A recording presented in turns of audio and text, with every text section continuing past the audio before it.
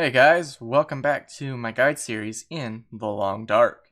If you're a returning visitor, or you're probably asking, what, didn't we get a skills video already? You'd be right.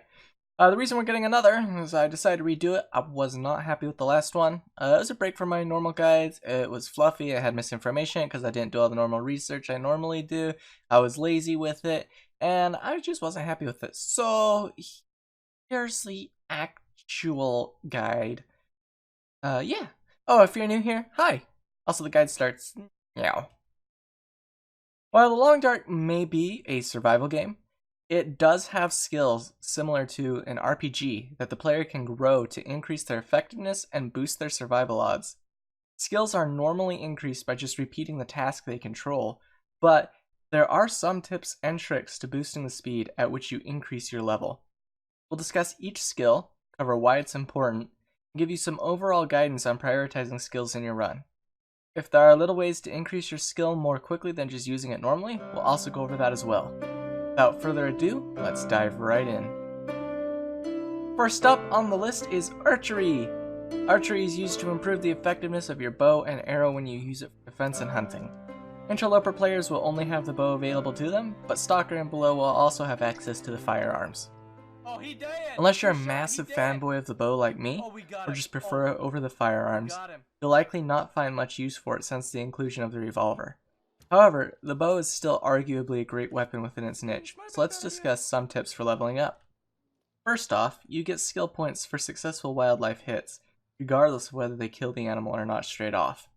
You can gain skill from wildlife hits by mass hunting, or else hitting big targets successively, like bear or moose.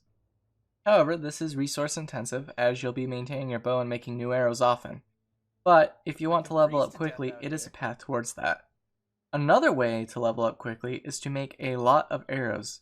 When you make your arrowheads at a forge, make about 2 dozen or so, and then make as many arrows as possible as you can, as soon as you can. Making arrows increases your archery skill, so by mass producing arrows you will rapidly increase your skill. Just keep in mind, it is resource intensive and time intensive to do so. Archery is an important skill to focus on custom games and interloper where you've disabled the firearms, and because you'll be without a weapon there, maximizing use of the bow is a big priority, as it will be your only defense until you get a flare gun, and your only way of actively hunting for food. Rapidly increasing your level will assist you in these tasks by ensuring more critical hits and faster bleed out times, as well as less bow sway, making it easier to aim. Next up is Carcass Harvesting. Carcass Harvesting can only be leveled up by harvesting dead animals, and reading the skill books of course, but that doesn't mean there isn't a way to be as efficient as possible about gaining skill points. When you go to harvest animals, harvest the meat in the smallest increments possible. Each successful harvest action counts as a skill point. Harvest each gut on its own and the hide separately as well. When done in this fashion, you'll level up far quicker than if you were to select a chunk of meat or do the gut and hides together. Game counts each successful harvest action as a skill point, so turning a single carcass into multiple actions increases your skill fast. As with any time you're harvesting a carcass, always be on the lookout for wildlife and perhaps light up that fire. Carcass harvesting is a skill that, while important to level up, is more supplementary in nature compared to some of the other skills. While you'll use it often and need it for collecting food, the bonuses for leveling up aren't necessarily as powerful on their own when compared to some of the other skills bonuses.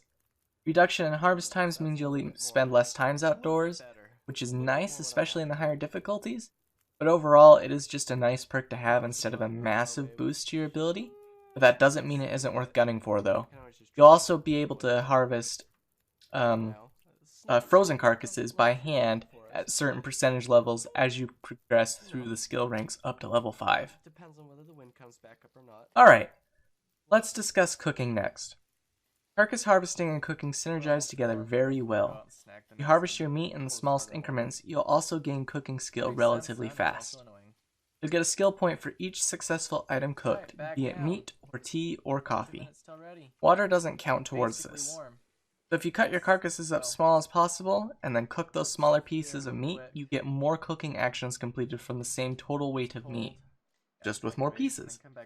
As you also collect and cook up as much natural and processed teas, You can use those to boost your leveling up with the Reshi and the Rose Hips, and the Birch Bark as well. There's also a lot of good benefits to leveling up cooking, no matter the difficulty you're playing at, but some of the perks come in handy at the higher difficulties. As you level up, you'll gain more calories per cooked item, capping at a 25% boost at level 5. So if you had a 100 calorie item, you'd now be getting 125 calories out of it once cooked. You also get a reduction in cooking times and an increase in ready times, meaning that your food will take longer to burn once it's ready. Starting at level 3, you'll no longer lose calories from smashing open cans. In the early game, this doesn't help much as you'll probably already have a knife or a can opener by the time you get to level 3. At level 5, you'll gain an immunity to parasites and food poisoning from cooked food. You can still get food poisoning from raw food, and parasites only affect you on Stalker and Interloper and other custom games. Overall, cooking is a good skill to max out quickly for the gains in calories, and especially if you're relying on predator meats in the higher difficulties. Next up, we'll discuss fire starting. Fire starting is arguably one of the most important skills in the Long Dark, because you'll often find yourself in a situation where you need a fire, either to warm up or to cook food to protect yourself from wolves. There's not an easy way to cheese fire starting skill, but if you have the resources and time available, you can craft a torch or two, then chain light single stick fires over and over to boost your skill. It is time intensive and stick intensive, but you can easily get up to level 2 or 3 in a short order this way. Fires start faster and last longer with increased skill. Starting at level 3, you no longer need tinder. At level 5, fires will have a base 90% chance to start, will last 50% longer, will start 50% faster. It takes a long time to get to this level, but you sure feel invincible when you do. Next, we'll discuss fishing. Fishing skill controls a few items related to fishing, most importantly line break chance and weight of the fish. It also reduces fishing time. There's no easy way to gain fishing, so you'll just have to read the research books and spend time fishing to gain skill. You get a skill point for every successful catch. It's better to do one long fishing cycle rather than multiple shorter ones, but beware. Weather changes can put you in danger, so it may be necessary to bring a lot of fuel with you to stay warm. Fishing can be a great supplementary food source while you're at low skill levels, but its usefulness and benefits are extremely limited until you're geared up and have a higher skill. Moving on, we'll talk about mending. Mending boosts your ability and success rates at repairing clothes in the Long Dark. Early on, it will be hard to mend clothes due to a high failure rate, but as you progress and level up, you'll find that the benefits start kicking in. You'll see a decrease in failure rates and a decrease in time needed to repair items. As you gain skill towards the top end of the levels, you also get a boost in the amount of condition repaired in a single go, as well as reduction in sewing kit or fishing tackle degradation. Boosting mending takes a long time, and beyond research books, the only surefire way to increase it is to take every item of clothing and repair it. This is very resource intensive. I'd only recommend doing so with crafted clothing because of its renewable nature. Mending isn't as important a skill as others, but it can be quite infuriating early on when you fail to repair clothes and waste time and resources. But the benefits of leveling up are worth it. Moving on, we have the firearms. Both the revolver and rifle have their own skill instead of falling under one skill. As with all skills, you can read skill books to level up, but beyond that you must net successful wildlife hits to gain skill. If you're willing to spend the ammo to do so, you can find a safe spot to hunt a bear or moose and fire as many rounds as possible before they die, or go on a wildlife killing spree, annihilating everything in your path. This is obviously very time and ammo intensive, and the rewards are not necessarily worth it in the long run, depending on your playstyle and how long you keep a run going for. As you level up, you'll see a reduction in recoil, aim sway, overall damage, and critical hit chances. Increasing the skills will increase your efficacy with the firearms, making you more effective at hunting and defending yourself. Alright, now that we've discussed the skills, it's time for you to decide which ones you want to primarily focus on. If you're struggling with fires, maybe you should find a skill book on the subject and read up. If you're struggling with archery, perhaps you should craft some more arrows or go on a hunting trip where it's safe and warm for you to do so. I hope this guide has helped you understand skills a bit more and given you some tips on how a few of them work in order to level up faster.